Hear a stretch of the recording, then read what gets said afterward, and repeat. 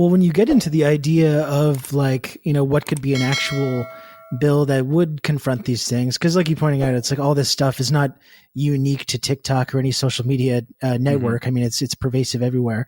But when it comes to TikTok, especially, and its effect on kids, I think it's kind of funny how the way that China it's been used as kind of this cudgel against China. China's brainwashing America's kids or whatever, when really like TikTok in China, if you're a kid going on TikTok, you're exposed to all this like engineering content and interesting nature stuff.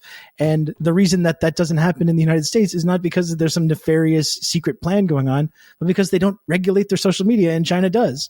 So like there could be a way to just regulate these social media companies to show certain content to kids under a certain age, but that's just something that the United States government is not interested in doing. Well, yeah, I mean, that goes all the way back to early television, right? Like, I don't know about you guys, but I was born 1984. So I was raised on G.I. Joe, sugary cereals, and cartoons that were toys every Saturday morning. Like every cartoon was just a commercial. And that didn't exist until the United States deregulated those hours for kids. And we switched back and forth. I think now it's like a certain amount of educational programming and things like that, and having those specific times for it.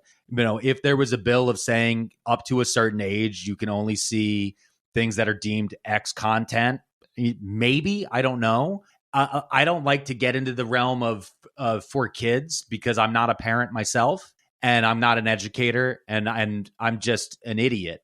But when I think about what other Americans should be able to be seen who are adults, they're, obviously we don't want violent content. And obviously we don't want, hate speech or discriminatory stuff, finding what those rules are. But I think even greater than that would be for these organizations to maybe have to list a basic, actual readable way of how the algorithms work for everything. What is heating? You guys still hear me? Oh, you're yep. So for the algorithms, like with TikTok specifically, there's heating. Which is when they use for new celebrities when they join TikTok. Like Dolly Parton recently joined TikTok. I'm a huge fan. So of course I want to see all of her videos, but they also wanted to make sure other people who may not know Dolly Parton just joined, they were like, we're going to press this button and Dolly Parton's first 3 videos are going to go to everyone's feed. Everyone on here will know that Avril Lavigne just joined, that Lindsay Lohan just joined, that people who are big on other platforms, we want to give them a quick hit as they first join.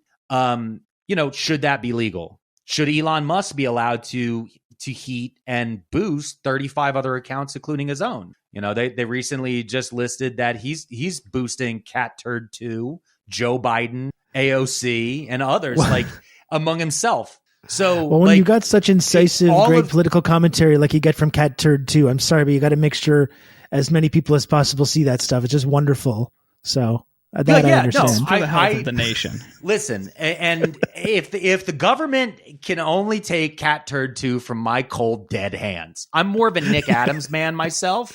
Yeah. I need a man. Oh, the alpha. Yeah. Oh, listen. Let me tell you why Nick Adams only works on Twitter. Because when you see him in an actual video and you hear how he talks, you can't take him seriously. It breaks people's brains immediately because you read it and you're like, you're picturing this like meathead bro. And then somehow he's just like kind of a nerdy Australian who's a little chubby. And you're like, this is the guy who was like, I only eat at Hooters.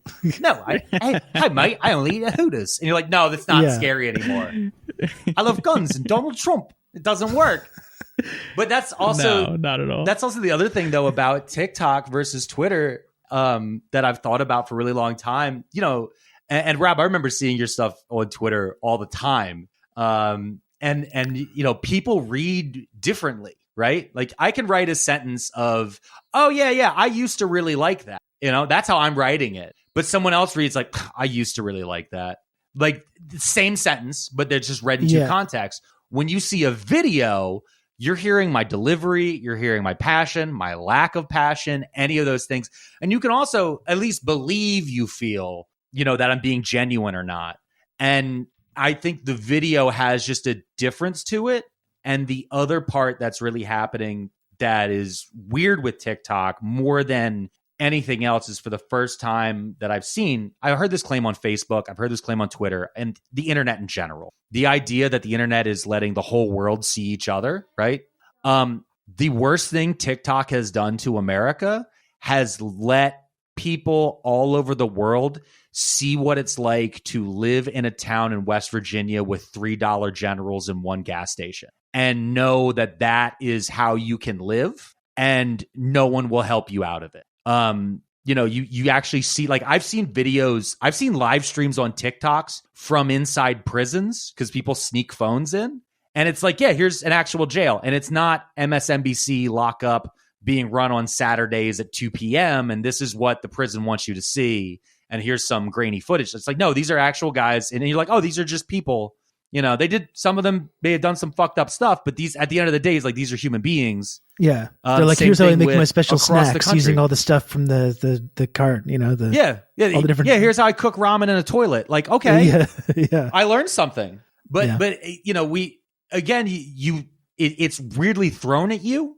So like, you start to realize, we think of red states and blue states, but there's a whole world of Appalachian leftists who I see Democrats like myself talk down to all day. Like, why y'all just so fucking stupid and keep voting against your own interests? And they're like, because there's the guy who owns the town said he would fire everyone. And 60% of the people who work for him just shrugged and did what he said. Like, that's more of that idea. And I think as we start to see that, and you start to see, as we're heading to an inevitable war with China, an inevitable war with the BRICS nations and all these different things, one of the worst things that can happen is realize that there are human beings just like us in Brazil, Russia, India, China, and South Africa. And that we're not going to edit and just show videos of them marching like North Korea. That there are people who just, they have a song they like and they're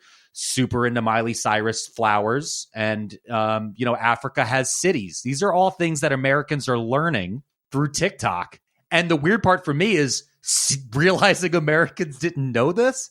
Like, I cannot stress how Africa has cities breaks people's brains. Like, they just expect huts.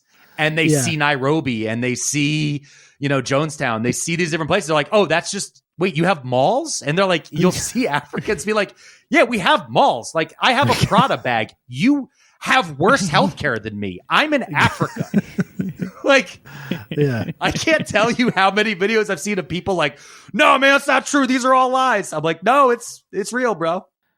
Well, this push is being done in part, again, like this, the primary purpose is this hawkish anti-China sentiment. Yes. But the way they're framing it publicly is to protect kids from Chinese propaganda, to protect kids from this platform that's just, changing the way they think. Or protect your data. Subject to propaganda. At this... Yes.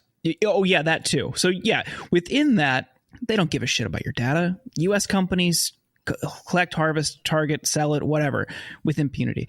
But on the protecting kids thing, what I think is so ridiculous is at the same time, Republican state legislatures all over the country are trying to push through these bills at the behest of corporate PAC, special interests, groups like ALEC, to get kids back to work, like kids as young as 13 and 14, despite this wave of stories we're seeing about kids being subject to like chemical burns and horrible hazardous workplace injuries because they don't fucking belong there. They should be working all night in the meat packing plant. Get the kids back in factories. Don't put them on TikTok. That's really dangerous. Really dangerous stuff.